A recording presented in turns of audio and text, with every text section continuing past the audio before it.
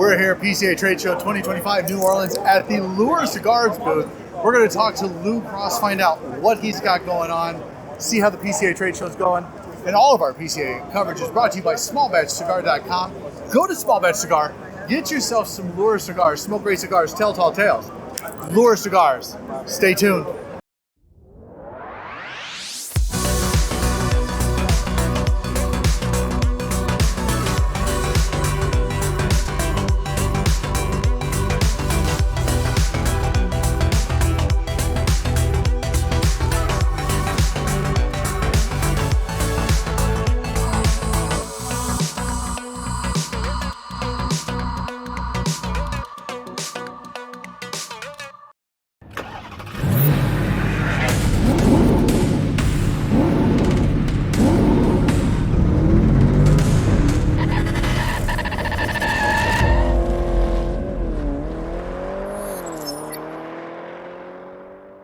We're here at the Lure Cigar booth with my friend, Lou Cross. Lou? Hey, how you James, doing? good to see you. I'm going great, buddy. Good to see you. How's the trade show going? This is your first trade show. Are you First trade show. overwhelmed? I think leading up to the trade show, it was a little bit overwhelming, not knowing what to expect, not how to handle the loading dock, how to get the stuff where we were going to go.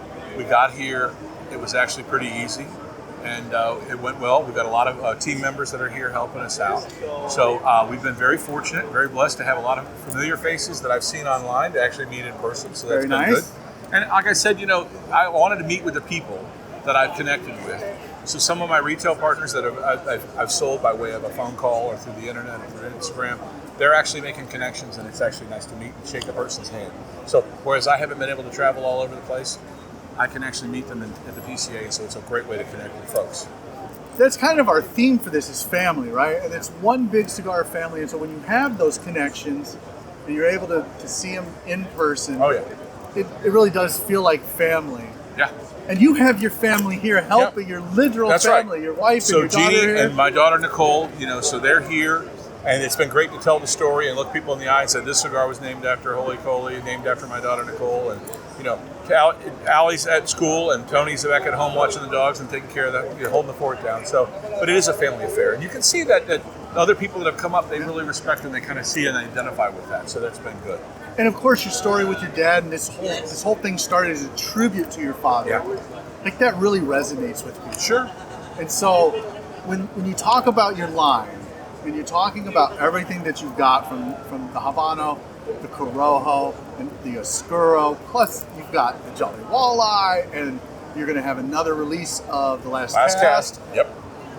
It really does boil down to family, and who you want to adopt into that family, and they want to adopt you into theirs. Sure. It's a great story. How many retailers do you think you've talked to just today? So we've been at it just in the afternoon here on day one, and I probably have had 40 people come up to the booth that are different people. Wow. Which I just, tell my story. We've had several sales, but at the same time, they've taken the price sheet and say, we're going to come back.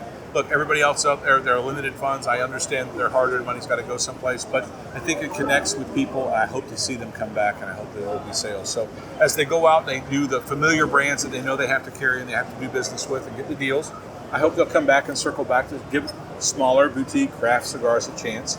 There's a lot of people who focus only on that. So, I was at actually had a retailer that we've been talking to for several months, and my rep, John Aldi.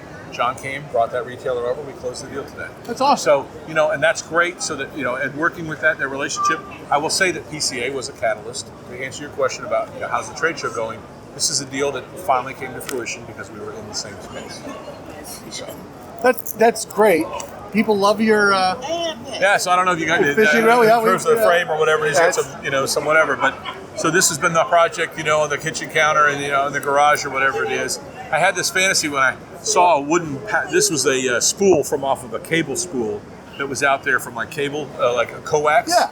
And when they took the last bit, I said, "Can I have that spool? Because I'm going to do a fishing rod with this thing." Because I knew I was coming to the trade show. Well, it sat in the garage, And then all of a sudden, timing-wise, I had to actually come up and do something. And so I'm at Hobby Lobby and Home Depot, putting these pieces together, trying to hold up the different, And I was like, I went through almost every aisle thinking, maybe what can this work? And so spray paint, a little bit of brush strokes and a couple of, yards of twine.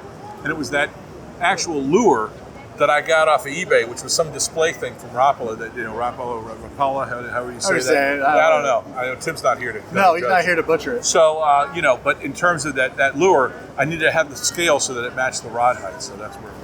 Have you had an opportunity to talk to any other manufacturers that you are fans of? Because you were a fan, you were an enthusiast and aficionado first. Yeah. Now you're a manufacturer. Have you had an opportunity? A couple. So I'll tell you, this morning before things kicked off, before the media, opened the doors, I went over and I met Kyle Gellis from Warped. Nice. And I told him, because Warped cigars is some of the cigars that when I was going away from the legacy brands and the heritage brands that were out there, I was like, I really found Warped as a cigar company that I really liked. Fellow Floridian, they had a kind of smaller format cigars. And I went over and I'd never met Kyle before. We've emailed exchange, we've had other things from a customer and a brand owner kind of thing. But today I said, look, I don't know if you've ever recognized my name or not, but I'm Lou Cross. And he's like, absolutely, Lou. He goes, I remember you. And I said, that's great. And I said, here's one of my cigars. He turned around and gave me one of his cigars. And it was actually a really kind of nice experience. Now, there's a couple other brand owners and other people that are here that I kind of saw from a distance, from a fanboy standpoint, and I'm like, I haven't gone over and introduced myself. They were doing business, and I know we were stressed out for the last 2 days setting up the booth and trying to get all the pieces and parts together, and will this work, and what do we have to make copies? So I didn't go up to them yet, but I'm hoping that between now and Monday, there's an opportunity to go over and meet some more people. So your new, let's go shift gears back to the cigars, your new one, the Oscuro, the Big Joe, the Little Joe, plus you've got the Fat Tony coming out. Fat Tony.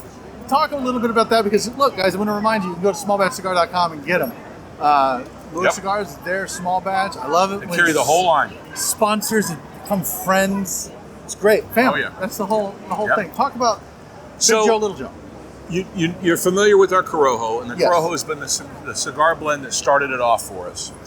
That cigar blend, it was a happy mistake. I'll be honest with you from the candor in terms of I ordered some Little Tonys, and they came in, and they were I didn't even know what it was. I said, what is this? And it says Corojo, Lure Cigars. I said, this is not a Little Tony. It's a 5x54. And I was like, well, this Little Tony is supposed to be 5x50. Because I enjoy a smaller format cigar, in terms of, depending on the time. And sometimes, just the wrapper to filler ratio kind of goes, hey, this is a little more of that flavor, right? This thing comes out, and I said, what is this? And he goes, a Little Tony. I said, no, that's a Fat Tony. So 5x54. It was a happy mistake, and it turns out that I will personally say that I like the Big Lou, I love the Little Tony, but I will tell you that Fat Tony is a kind of a hybrid experience between them. Both worlds. You get the strength and the sweetness. Yep. And so, and it doesn't have like a 60 ring gauge like the Lunker. For me, other guys really like that. They dig on it. I'm not a keen, whatever. Everybody's got to have their story. So size queen. That's fine. So that was the Corojo that's coming out, and that's in May. You can get them at Small Batch right now. So smallbatchcigar.com. The Fat Tony is available right now, and it will be available after May 15th. After May 15th. Right now, it's an exclusive Small Batch. Yeah, go get it. Go grab it. Yep, rock and roll. So we had a blend, and everybody, when I started my cigar company, they know the types of cigars that I like. I like the Neanderthal from Roma Craft. I like the J21 from Totowahe. I like the Fausto. I like a stronger, full-bodied cigar. So when I created a cigar company, everybody thought that I was going to come out with a super powerhouse mouth banger that was going to be able to give you the thing. I remember talking about that. And they go, what is this? And I go, it's a Corojo, it's a nuance. And they go, yeah, it's good, but it's like not anywhere near as strong as I said, yeah, but come on, really, folks. They said, no. So then I came out with Habano, which is actually a step down other than the Mean Gene, which is amped up. But Mean Gene, I can get it back up again. And people are, okay, I get this somewhere. I said, you know what? I'm going to stop messing around. So one of the blends that came out that was super strong was the Oscuro. It's a double fermented, double Maduro cigar that has on Nicaraguan tobaccos in it. There's the Amatepe. It's got that jalapa, so there's some sweetness. But there's all that bold flavor that people are like, oh my gosh, this is the cigar that you should have made. We thought you were going to make. Thought you were going to make. Not that you should have made, but that we thought you would have made if you were making the cigar for yourself. So I've been smoking a lot of these with coffee in the morning, and people that have smoked spirits and stuff, smoked and drank spirits, they really like it. Like Tim likes that Oscuro with a rye. The rye. Yeah. He's like, oh man, it goes with the rye. And he goes, I'm like, all right, well, I'll take your word for it, but sure. You got to find what you like. That cigar will hold up pretty much under any strong pairing, no matter what it is. If you had a spicy meal, smoke the Oscuro. So those are the two that are out right now that are coming out. And then we have the fish sticks that are coming back out in July. So fish sticks, they're a fun little cigar. We're going to have box press. We had to wait till we did the prototype, and we saw how well they sold last year. Now that we've got the molds, they'll be 4¼ by 46, little like frozen fish sticks. They come in a 5-pack, $8 MSRP. $8 MSRP. It's a quick smoke, and it's great. It's so good. Yeah, and it's 5 cigars for $40, and it's a resealable You can't pack. beat it. No, so it's fantastic. Can't beat it. It's like Throw it in your golf bag, throw it in your tackle box, throw it in your center console. And unless you're Randy, which you can go ahead and keep the center it in console there, just yeah. without any kind of humidification, and it's in just the old fine. truckador. Yes, the truckador. Guy pulls out a cigar that's been in the boat all winter. He's like, Exactly. that looks fine. Exactly. Doesn't happen to me. Yeah. Look, No. go to smallbatchcigar.com. Look at Lure, get Lure, buy Lure, smoke Lure. It's absolutely fantastic.